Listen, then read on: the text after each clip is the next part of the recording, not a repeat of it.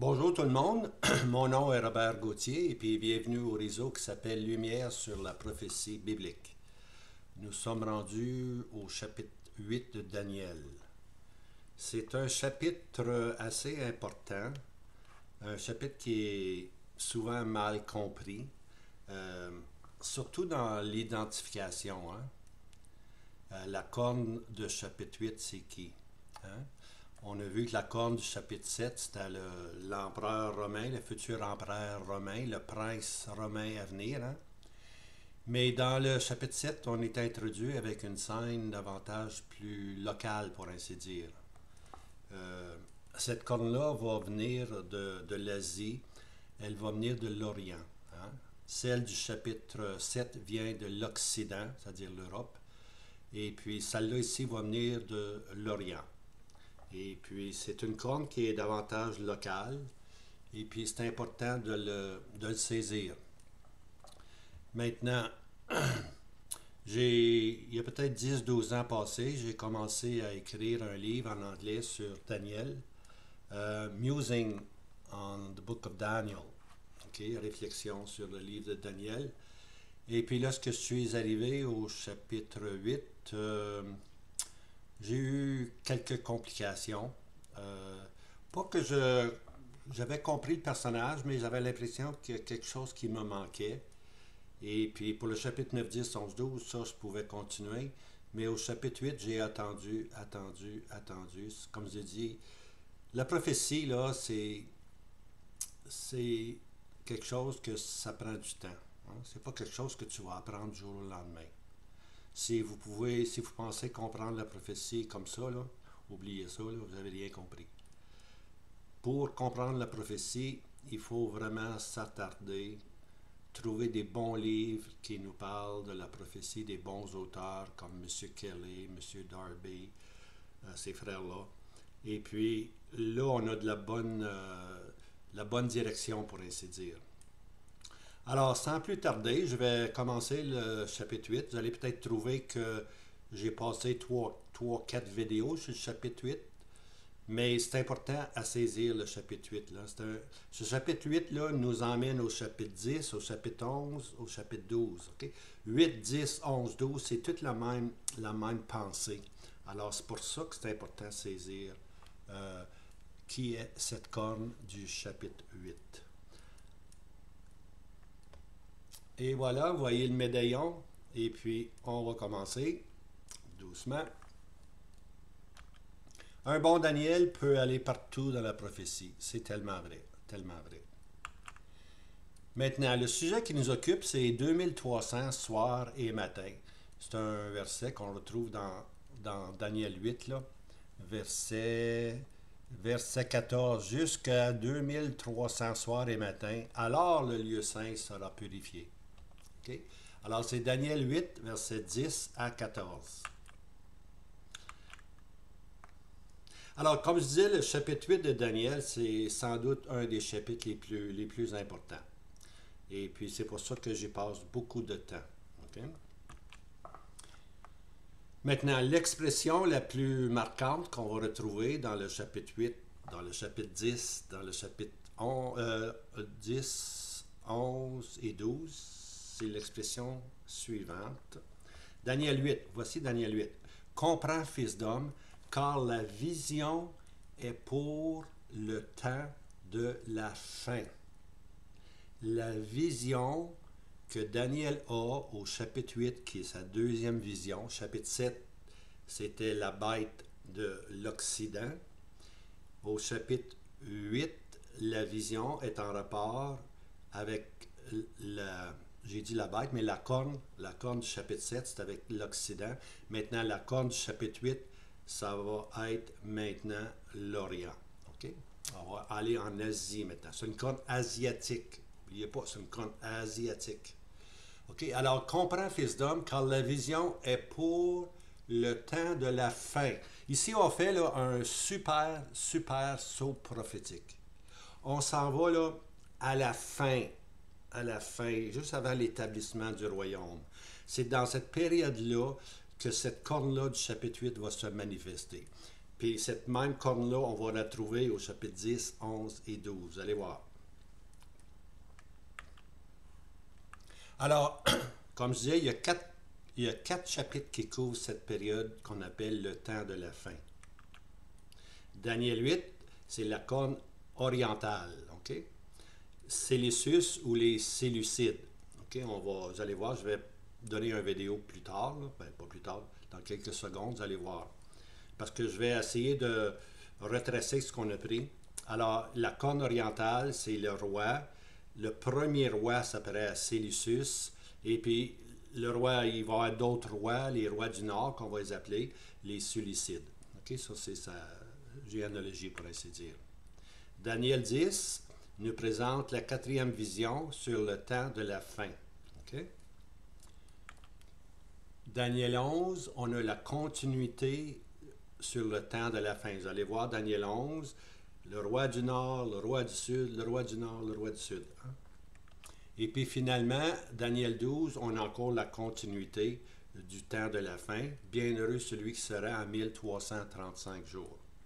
Maintenant, j'ai inséré ici le chapitre 9, parce que le chapitre 9, c'est la troisième vision. Chapitre 7, c'est la première vision. Chapitre 8, c'est la deuxième vision avec l'Orient. Mais on a introduit aussi le chapitre 9 parce que le chapitre 9 nous donne les 70 semaines de Daniel. Hein? Et puis lorsqu'on arrive au chapitre 10, là, on tombe maintenant dans la quatrième vision.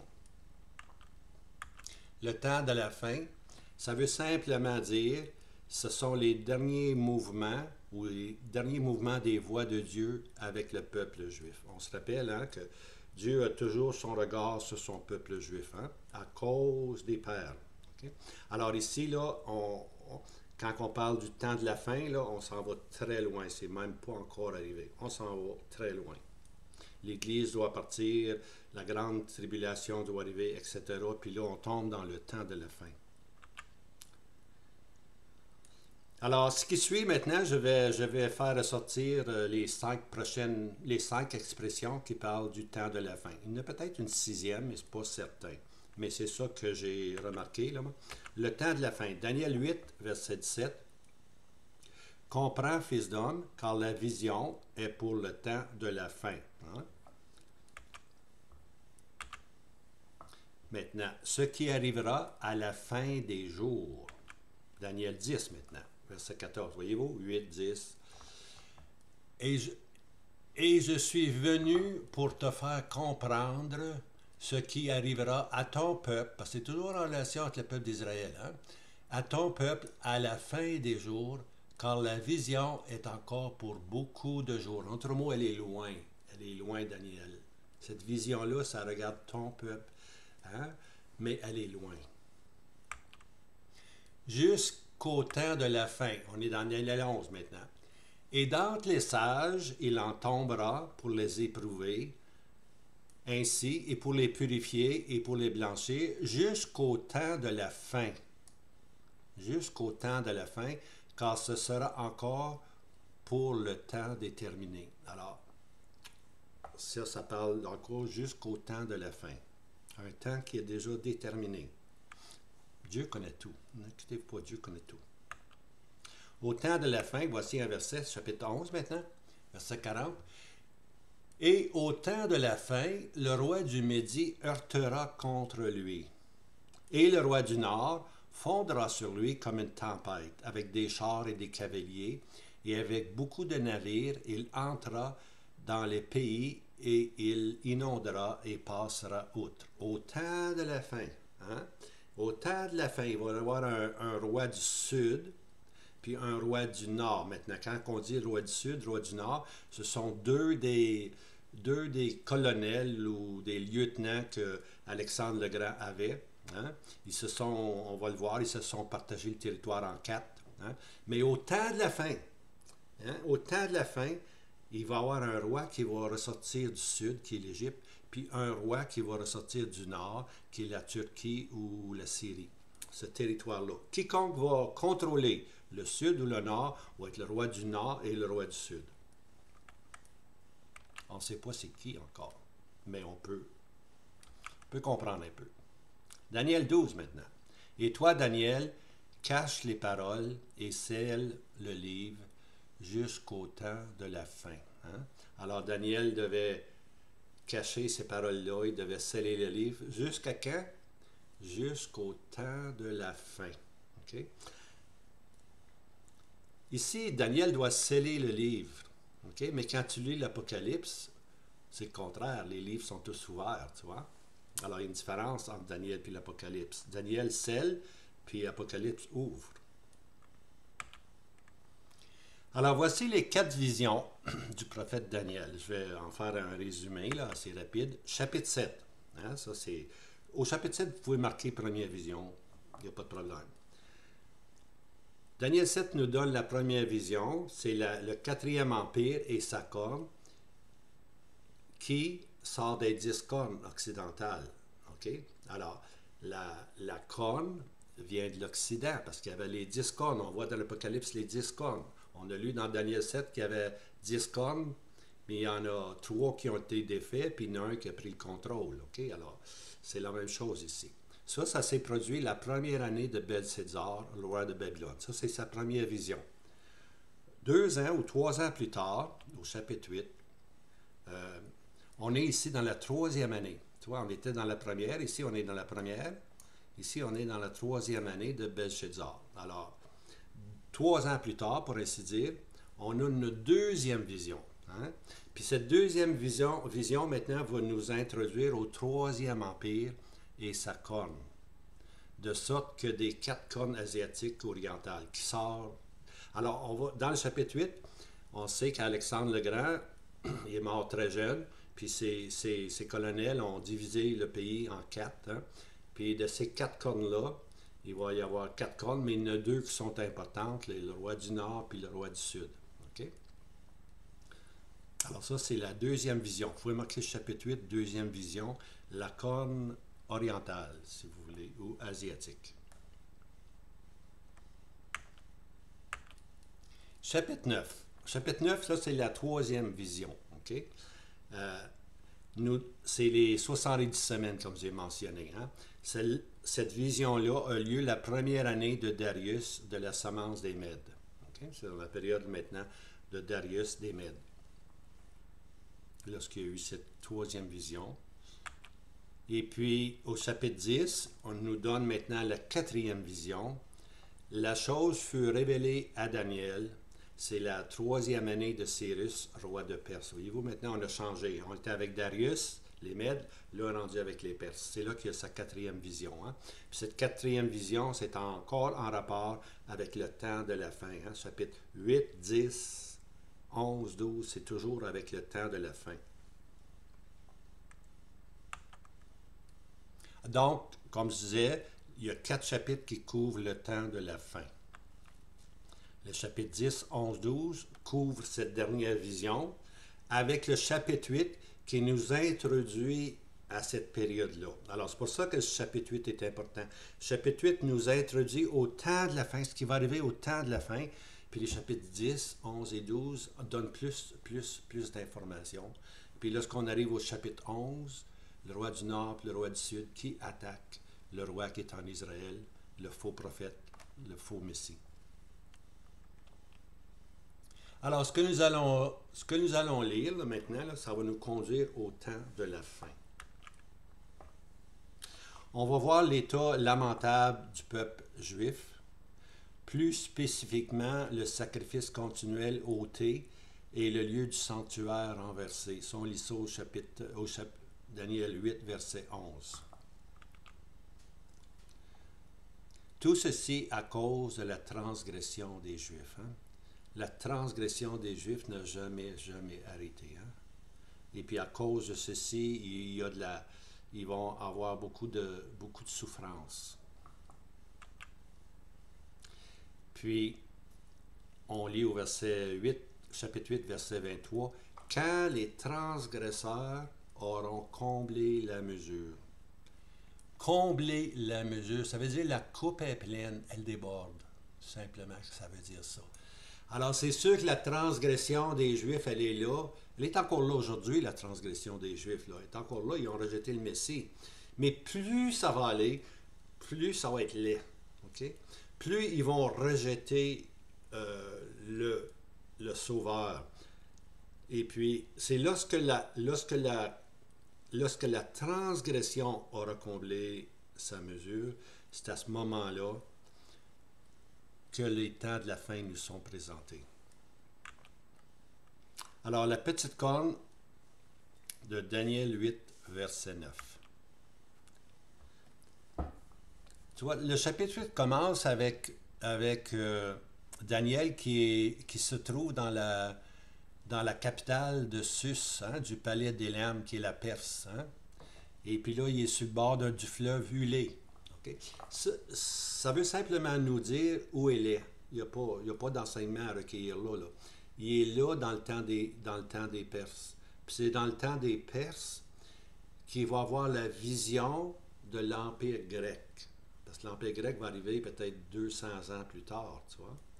Mais il est là présentement à Perse, puis il a cette vision. Puis qu'est-ce qu'il voit? Daniel 8, verset 8. Et le bouc devint très grand, et lorsqu'il fut devenu fort, la grande corne fut brisée, et 4 cornes de grande apparence s'élevèrent à sa place vers les 4 vents des cieux. Hein? Alors le bouc, c'est l'Empire grec avec Alexandre le Grand. Hein? Il est devenu grand, mais à ce moment-là, il est décédé à cause de ses excès, hein, vers l'âge de 32 ans peut-être. Et puis, 4 cornes de grande apparence, ici les 4 cornes de grande apparence. N'oubliez pas, ces 4 cornes-là viennent en relation avec la grande corne, l'Empire grec. Alors, ces 4 cornes-là, c'est en relation avec l'Empire grec. OK? Alors, 4 cornes vont s'élever. Verset 9, qui est le verset suivant. Et de l'une d'elles sortit une petite corne, et elle grandit extrêmement vers le midi et vers le levant et vers le pays de la beauté. On a vu ça il y a quelques semaines passées. Alors, des 4 cornes asiatiques, OK? Il va en sortir une qu'on appelle la petite corne. Puis, qu'est-ce qu'elle fait, cette corne-là? Elle grandit extrêmement vers le midi. Par autre mot, elle s'étend. Hein? Elle s'étend vers le midi qui est vers l'Égypte, vers le Levant qui est l'Est, et vers le pays de la beauté. Ça, c'est Jérusalem, c'est la Palestine, le pays de la beauté. Alors, on voit que cette corne-là, elle a comme but, là, pour ainsi dire, Jérusalem, Israël, pour ainsi dire. Alors, cette petite corne-là va occuper ce qu'on appelle le nord-est. Alors, elle est au nord-est d'Israël. C'est pour ça, des fois, on l'appelle le roi du Nord ou le roi du Nord-Est. Hein? En anglais, on dit « the northeastern horn ». C'est une corne avoisinante à Israël ou locale. Okay? Ce n'est pas une corne qui est loin, là. Elle n'est pas en Occident, là. Elle est locale, elle est asiatique, elle est orientale. C'est des voisins. Elle occupera le territoire de différents rois de Séleucides. Okay? Séleucus, c'était un des généraux. Alors, il y a eu d'autres rois qu'on appelle les Séleucides. Okay? Alors, ces rois de descendance séleucide prendront le nom du roi du Nord. Okay? Il y a une petite corne là qui s'est élevée, mais ça, c'est le roi du Nord. Okay? Le plus célèbre sera le règne de Antiochus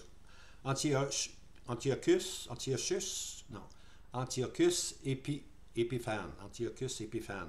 Lui, il va être dans les années 175 à 164 avant Jésus-Christ.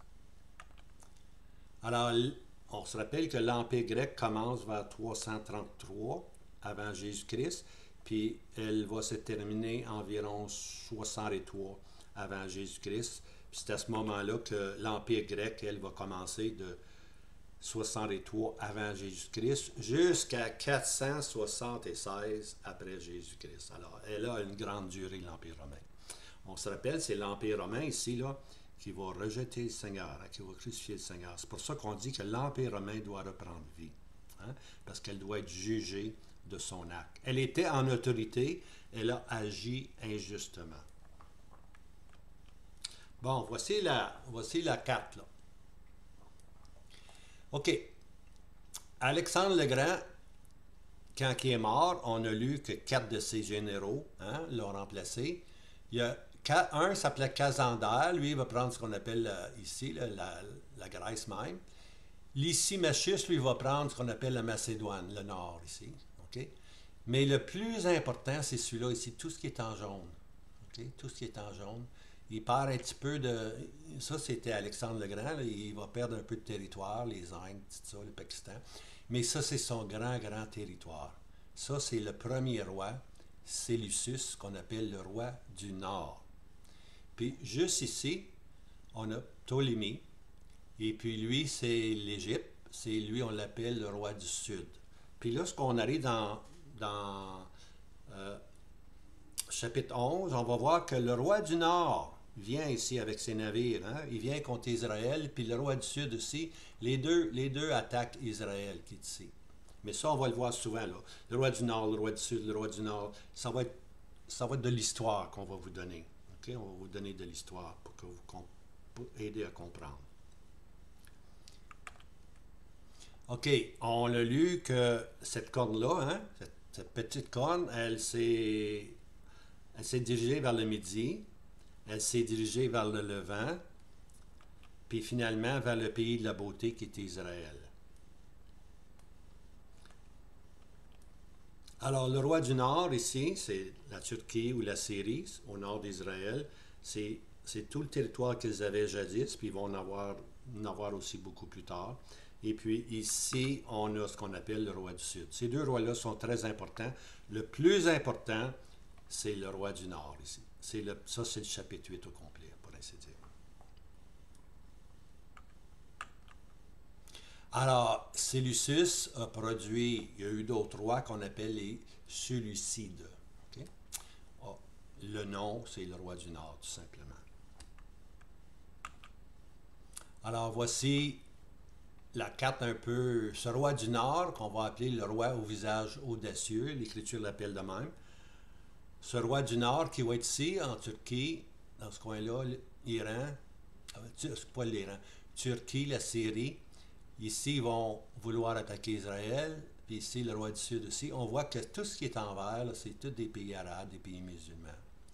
Et puis, on peut comprendre qu'il ne peut pas avoir de paix dans ce territoire-là. C'est impossible. Impossible. Oubliez ça.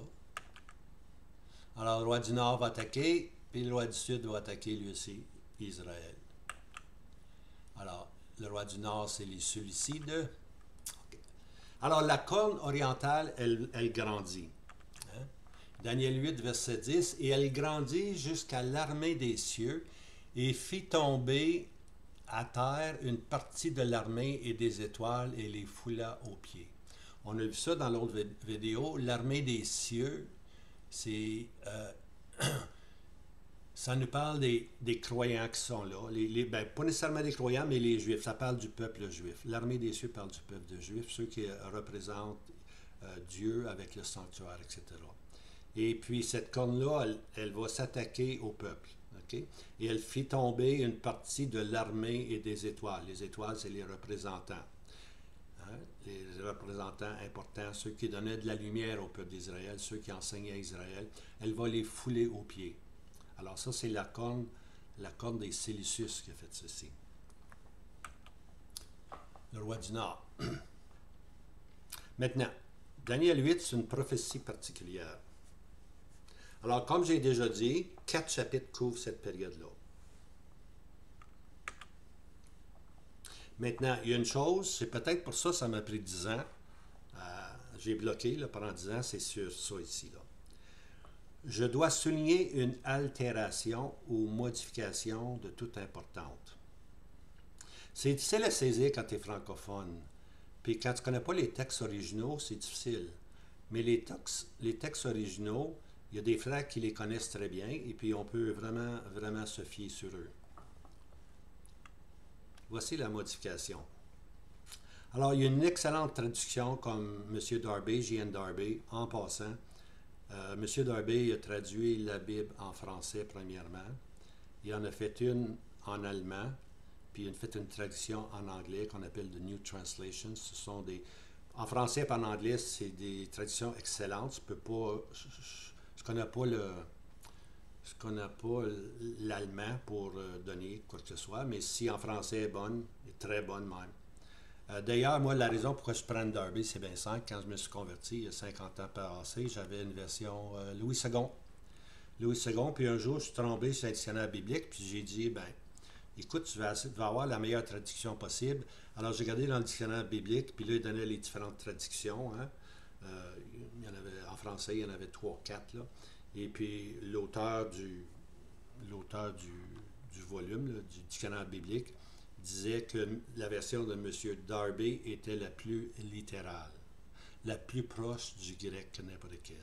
Alors, je me suis dit, OK, je ne connais pas le grec, je veux une traduction qui est le plus proche possible, donc je m'en vais à la Darby. Alors, c'est pour ça que depuis ce temps-là, je prends la Darby. J'ai jamais regretté, parce qu'il y a des petites touches assez spéciales. Okay? Alors, soit M. Darby, soit M. Kelly, qui avait sa propre traduction lui aussi, souligne que les textes originaux, il y a une modification du genre. Okay? Quand je parle du genre, là, je parle entre le féminin puis le masculin. Et à un moment donné, là, en hébreu, on change du féminin puis on s'en va au masculin. Ça, je n'avais pas saisi ça, moi. Je n'avais pas saisi ça, parce qu'en français, c'est difficile à saisir. Parce que le français va toujours dire « elle » en parlant de la corne, « elle », la corne, « elle », la corne, mais une occasion, il vient au masculin. En tout cas, on va regarder ça, c'est intéressant. Alors, la corne, qui est au féminin, va changer au verset 8-11 et devient au genre masculin. Okay? Mais il y a une raison pour ça. Voici l'explication de M. Darby. C'est une différence de genre, okay, entre le féminin et le masculin. Celui qui s'élève, verset 11, est au masculin en hébreu, tandis qu'à la fin du verset 12, le verbe est de nouveau au féminin. À la fin du verset 12, et elle jeta la vérité par terre et agit et prospéra. Okay? Alors, à la fin du verset 2, le verbe est de nouveau au féminin, elle renverse puis elle s'accorde avec la corne. Ça, c'est M. Darby qui écrit ça, mais vous donner la source. C'est des études, M. Darby a des études sur la parole de Dieu. Il y a un livre en particulier qu'on appelle les prophètes. C'est dans le prophète Daniel, chapitre 8, page 225. C'est une note au bas de la page. N'hésitez pas, si vous avez l'occasion, procurez-vous les études de la parole de Dieu. Il y a une série de volumes là, sur le Nouveau Testament, sur l'Ancien, sur les prophètes, sur la Genèse, tout ça. C'est excellent, excellent. Alors, le changement du genre. La raison, c'est, on va mettre l'emphase maintenant, OK, pour intensifier le rôle du personnage au temps de la fin, qui s'élèvera contre le chef de l'armée, c'est-à-dire Jésus-Christ. Hein? Alors, on va continuer. Okay? Mais l'important, c'est que cette fois-ci, l'emphase, c'est que lorsqu'on le met au masculin, c'est parce qu'il va s'élever non plus contre le peuple juif, au pluriel, c'est contre le peuple juif, mais au masculin, on est encore rendu plus loin, on est contre le chef de l'armée, le prince des princes. Alors, au verset 11, le changement est là, c'est pour nous diriger encore plus loin. Lorsque, à la fin des temps, il va se lever, le roi du Nord va se lever, non plus contre le peuple, mais contre Christ lui-même, le chef de l'armée, le prince des princes. Alors, ce verset 11 se rapporte entièrement au chef ou prince de l'armée. Okay? C'est entièrement là-dessus. Ce verset 11, là, il est complètement là-dessus. Verset 8, Daniel 8, verset 24-25, nous donne la fin du temps, okay? Le temps de la fin. Et il détruira merveilleusement et se lèvera contre le prince des princes, mais il sera brisé sans main. Alors, on voit là qu'en changeant du féminin au masculin, on introduit le roi du Nord, mais un différent roi du Nord, pour ainsi dire. Celui qui est à la fin des temps. Puis celui-là va se lever contre qui? Hein? Premièrement, il va détruire merveilleusement, il n'y a pas de problème là, et se lèvera contre le prince des princes. C'est plus contre les étoiles, ce n'est plus contre le peuple. OK? C'est contre le prince des princes. Puis qu'est-ce qui va arriver? Il sera brisé sans main. Hein? Le Seigneur, c'est là que le Seigneur met ses pieds sur la montagne des Oliviers. Le roi du Nord qui s'oppose au prince des princes. Il va revenir du sud, on lit qu'il revient du sud. Il s'en vient à Jérusalem, il mit ses armées. Il pense détruire Israël, mais oups, ben non, le Messie est là. Hein? Puis il sera brisé sans main, puis on lit dans Daniel qu'il n'y aura personne pour le secourir. C'est-à-dire, mais il sera brisé sans main, c'est-à-dire sans intervention humaine. C'est Christ lui-même. C'est le prince des princes. Quand l'expression prince des princes, c'est comme le roi des rois. Hein? Alors, ça veut dire que le Seigneur prend autorité complète sur toute la terre, et puis il va briser ce roi du Nord. Alors, voici la corne qui sort de l'Empire grec. Daniel 8, verset 10. J'ai fait un schéma ici, ça va peut-être aider. OK. Prophétiquement pour Daniel, historique pour nous. Je vais l'expliquer. Et puis, prophétiquement, on va vers le temps de la fin. Là, chapitre 8, 10, 11, 12. On va aller là tantôt. OK. Quand je dis que prophétiquement pour Daniel, c'est que Daniel a parlé, okay, de l'Empire grec. Okay? Pour Daniel, c'était prophétique, lui. Okay? Vous comprenez ça, là? C'est arrivé 200 ans plus tard. Daniel est en Perse, là. Mais là, il parle de l'Empire grec 200 ans plus tard, à peu près. Et puis, alors c'est prophétique pour Daniel, mais pour nous, c'est historique. Nous, on regarde en arrière vers ces années-là, puis on dit, mais c'est déjà arrivé, ça. Oui, tu vois. C'est pour ça que le féminin et le masculin est important ici. C'est qu'un va parler ce qui est historique, puis l'autre va parler, lorsqu'il emploie le masculin, il va aller encore plus loin. Il va parler du temps de la fin. Il va y avoir encore un roi du Nord. Okay? Il y en a eu un historiquement. On va lire au chapitre 11, le roi du Nord, le roi du Sud, le roi du Nord. On va voir ça, un marie l'autre, l'autre marie l'autre. C'est toute l'histoire. Mais pour Daniel, c'était toute la prophétie. Okay? Alors, voici le verset 10, 8, 10. Je vais le lire ici, là, au complet. 8, 9, 10. Et elle, c'est-à-dire la corne, hein? Qui s'est allé vers le pays de la beauté. La corne grandit jusqu'à l'armée des cieux et fit tomber à terre une partie de l'armée et des étoiles. Okay? Et il va les fouler aux pieds. Alors, cette corne-là, cette première corne-là, cette première roi du Nord, il s'en est pris au peuple. Hein? Il foula aux pieds le peuple. C'est le peuple,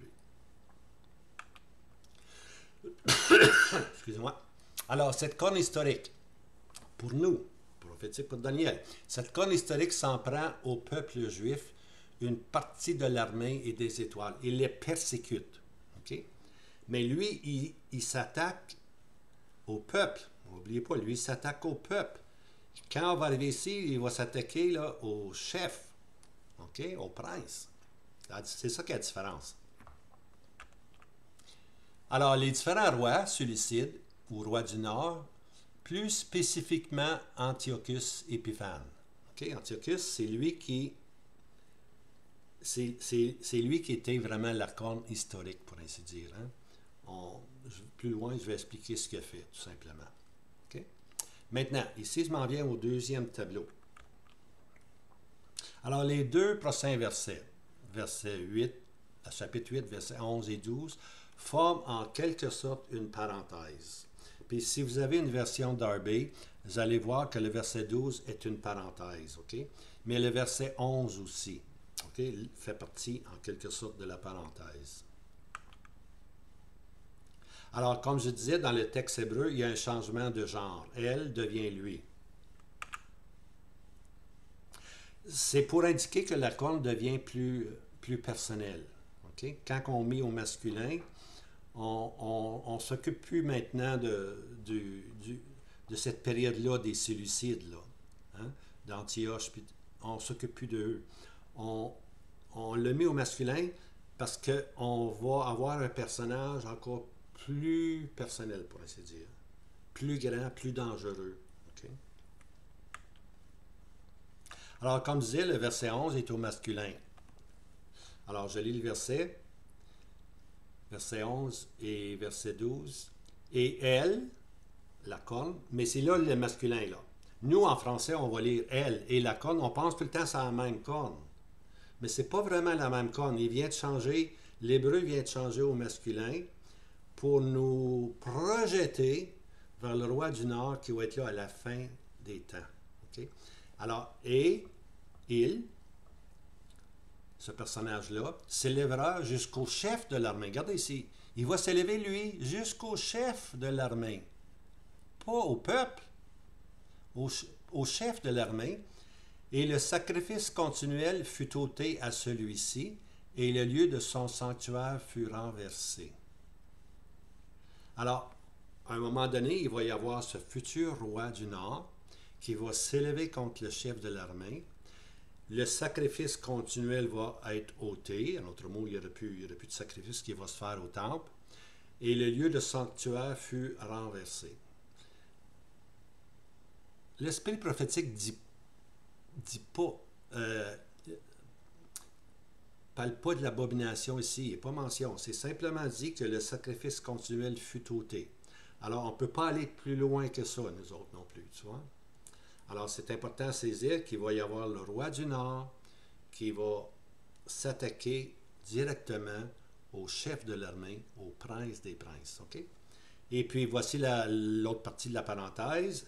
Et un temps de détresse fut assigné au sacrifice continuel pour cause de la transgression. Ça, on l'a vu ça dans le dernier vidéo.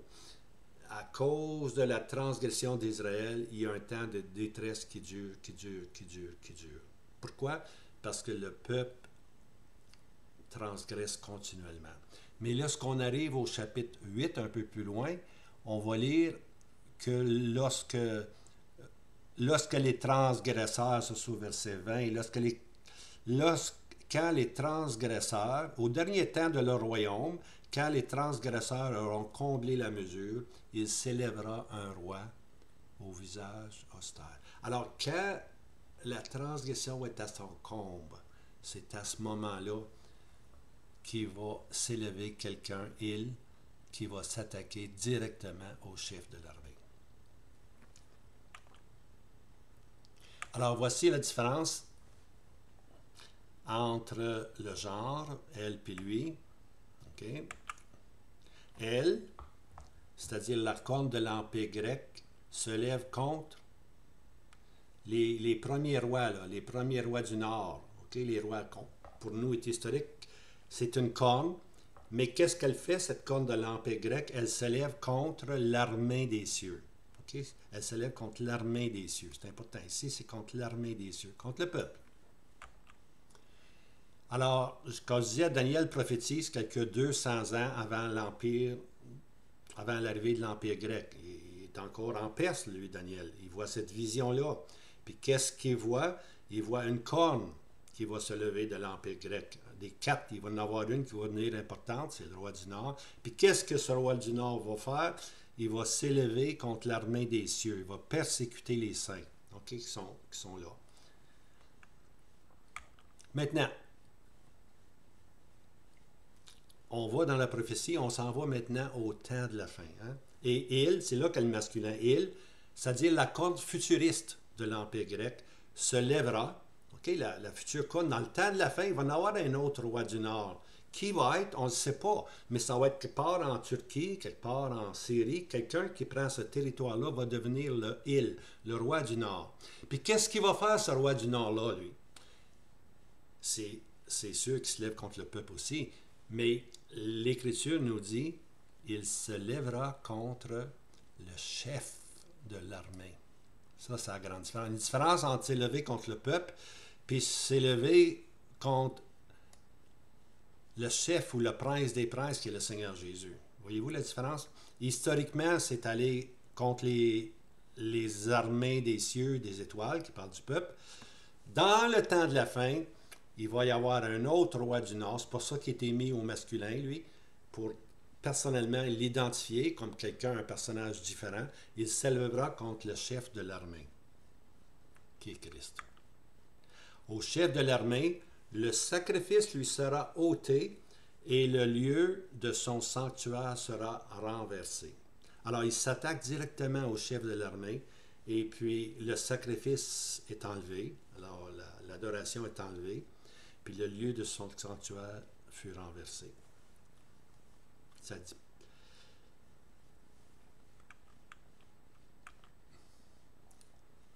Maintenant, on continue. Suite après la parenthèse, au verset 12, OK, on a lu et un temps de détresse fut assigné au sacrifice continuel pour cause de transgression. Et puis là, on continue. Et elle jeta la vérité par terre et agit. Hein, et prospéra. Ça, c'est la même corne. Ça, c'est la corne qu'on appelle la corne historique. Okay? Les premiers Sélicius, pour ainsi dire. Hein? Les premiers rois du Nord. Le premier roi du Nord. Mais ce roi du Nord-là, il va être davantage typifié dans la personne d'Antiochus Épiphane. Tu vois?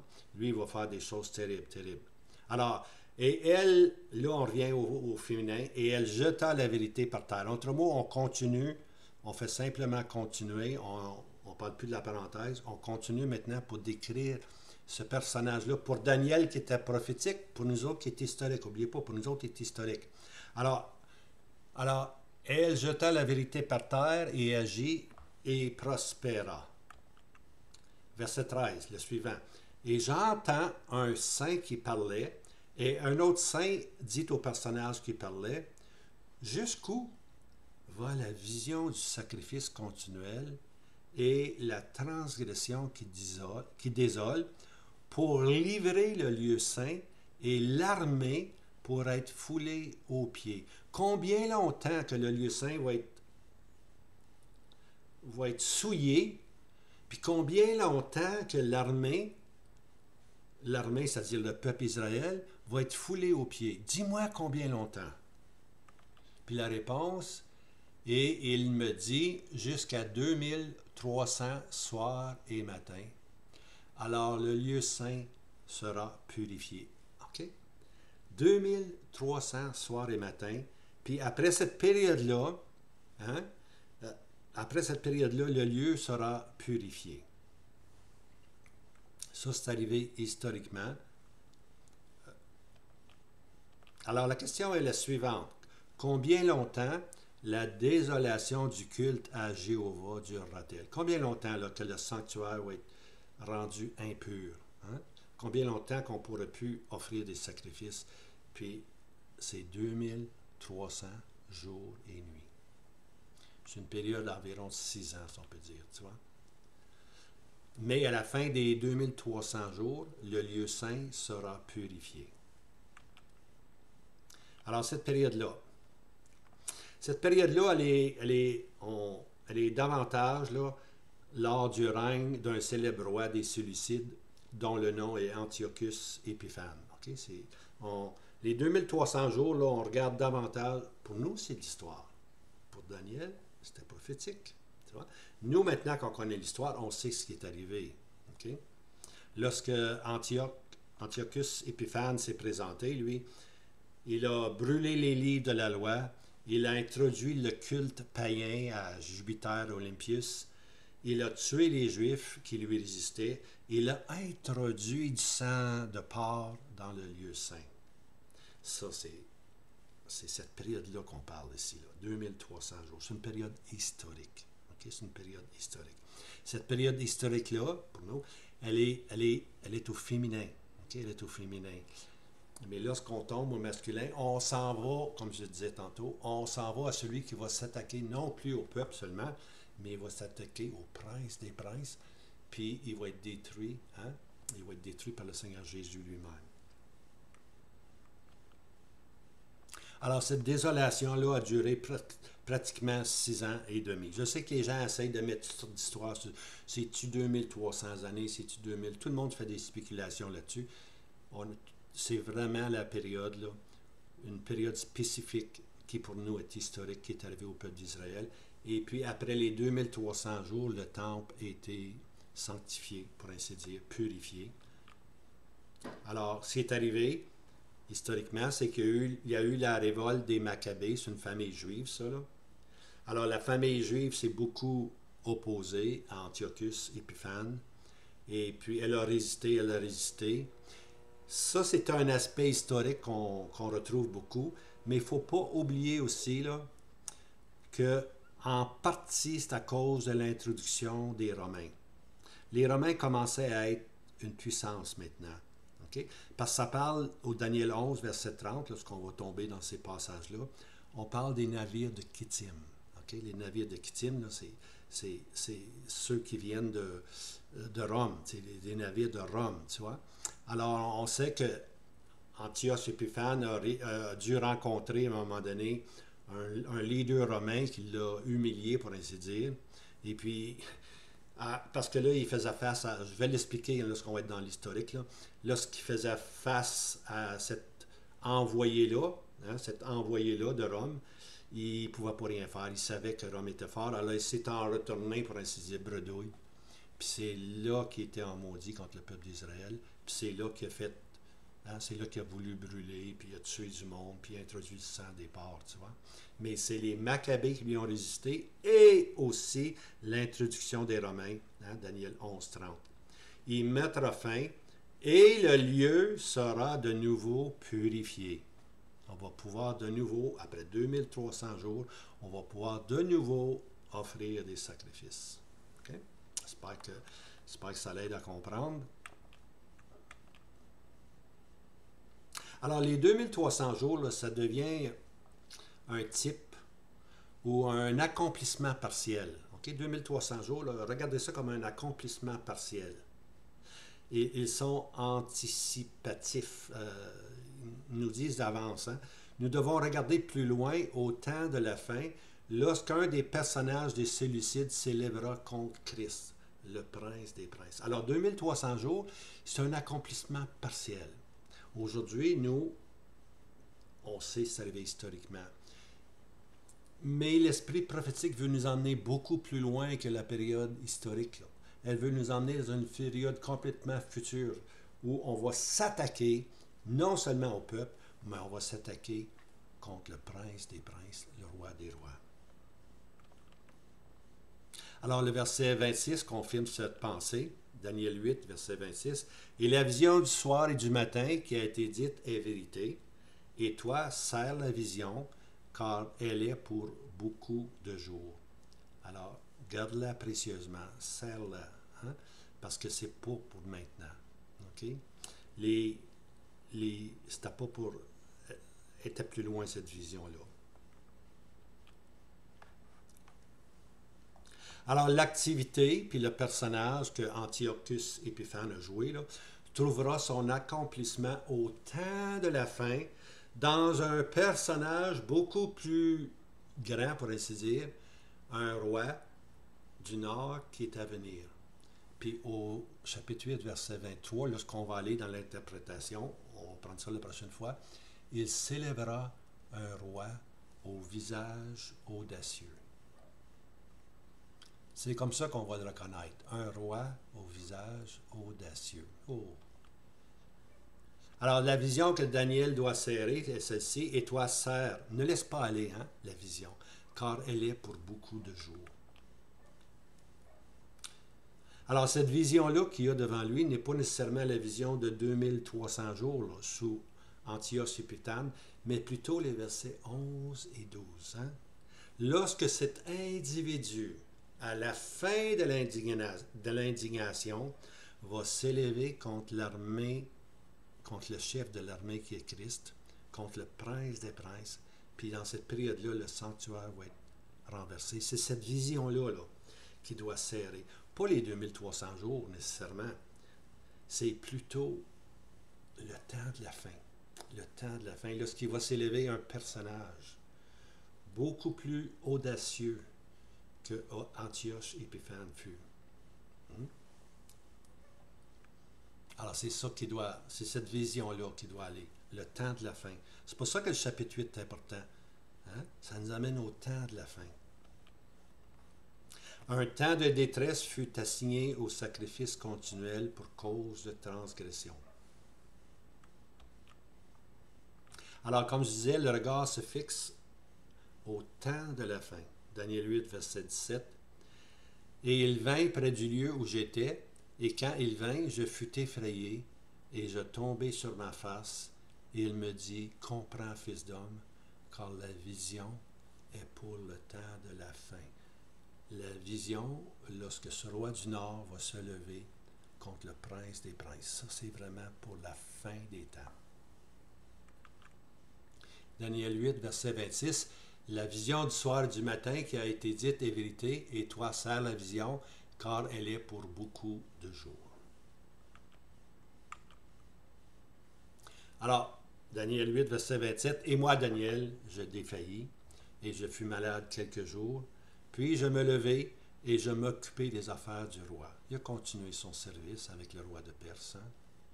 Et je fus stupéfié de la vision, mais personne ne l'a compris. Ça ne veut pas dire que Daniel ne l'a pas compris, ça veut dire que personne ne l'a compris. Okay? Alors, ce qui va suivre maintenant, dans la prochaine vidéo, c'est qu'on va voir Daniel qui va arriver, et puis Daniel va faire comprendre l'interprétation de la vision, qui est pour le temps de la fin. Puis c'est dans l'interprétation qu'on va vraiment comprendre des choses, tu vois. On n'a pas encore rentré dans l'interprétation, là. On a parlé d'un roi qui allait se lever, qui allait persécuter le peuple, puis le roi du Nord, plus tard, dans une période plus tard, il va y avoir un autre roi du Nord, un autre personnage, qui lui est le personnage au masculin, pour ainsi dire, qui lui va s'attaquer directement, non seulement au peuple, mais il va s'en prendre directement au prince des princes. Alors, c'est assez intéressant, le chapitre 8. Hein? Puis si on peut saisir ça, là, ces deux pensées-là, là, que Antioche Épiphane parle d'une période que nous, aujourd'hui, on est historique, mais l'esprit prophétique s'en est servi comme un type, hein, qu'on a accomplissement partiel pour nous emmener dans cette période du temps de la fin. Hein. Alors, j'espère que ça l'a aidé. Puis la prochaine va être sur l'interprétation. Hein. Ça va être assez intéressant parce qu'au dernier jour de leur royaume, de quel royaume qui parle? Le royaume grec. Au dernier jour du royaume grec, pas aux jours originaux, là. Au dernier jour, plus loin, hein, il va s'élever un roi du Nord. Hein. Il va s'élever un roi au visage audacieux. Hein. Il détruira merveilleusement. Hein. J'en dis pas plus long, on va passer à ce personnage, mais rappelez-vous, Daniel 8, c'est un personnage asiatique, oriental. OK? Ce n'est pas... Chapitre 7 n'est pas l'Antichrist, chapitre 8 n'est pas l'Antichrist non plus. OK? Ce sont... Un, c'est une corne occidentale, l'autre, c'est une corne orientale, puis le faux prophète ou l'Antichrist, c'est le roi en Israël. Okay? Mais on ne parle pas du roi en Israël, on parle des ennemis des derniers temps. Okay? Puis l'ennemi qui va briser Israël, c'est ce roi du Nord-là, ce roi au visage audacieux. Alors, gardez ceci en mémoire, et puis que le Seigneur vous garde, passez un bon week-end. Je vous aime tous. À bientôt.